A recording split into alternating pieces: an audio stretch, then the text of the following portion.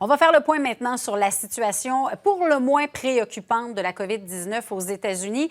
Richard, là, ce sont 9 États maintenant qui enregistrent des hausses importantes du nombre de personnes infectées. Oui, loin de s'aplanir, la courbe d'infection de la COVID-19 semble vouloir s'accélérer dans plusieurs États du sud et de l'ouest américain. Je vous donne un exemple, celui de la Californie, où on a fracassé des records avec 7 000 cas enregistrés. Donc, il y a 9 États comme ça pour qui ça ne va pas très, très bien. Il y a aussi le Texas où on a enregistré 5 000 cas et ça inquiète beaucoup. Évidemment, l'épidémiologiste en chef de la Maison-Blanche, Anthony Fauci, qui estime que les 2 prochaines semaines seront cruciales pour les hospitalisations. Il va falloir surveiller ça de très, très près dans ces États.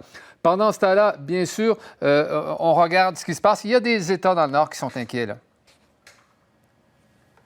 Et les États de New York, du New Jersey, du Connecticut notamment, qui prennent les moyens de se protéger justement contre les visiteurs qui pourraient être potentiellement infectés. Exactement.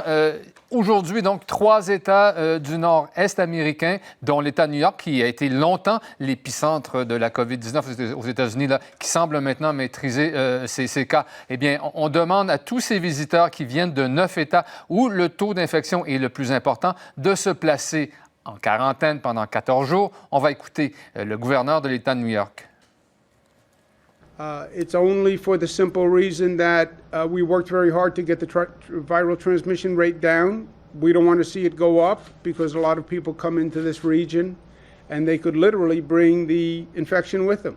It wouldn't be malicious or malevolent, but it would still be real.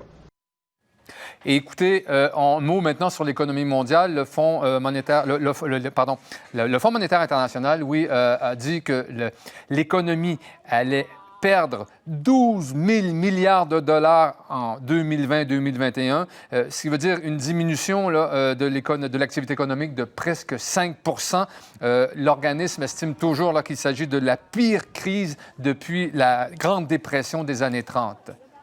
Parfait. Merci beaucoup, Richard.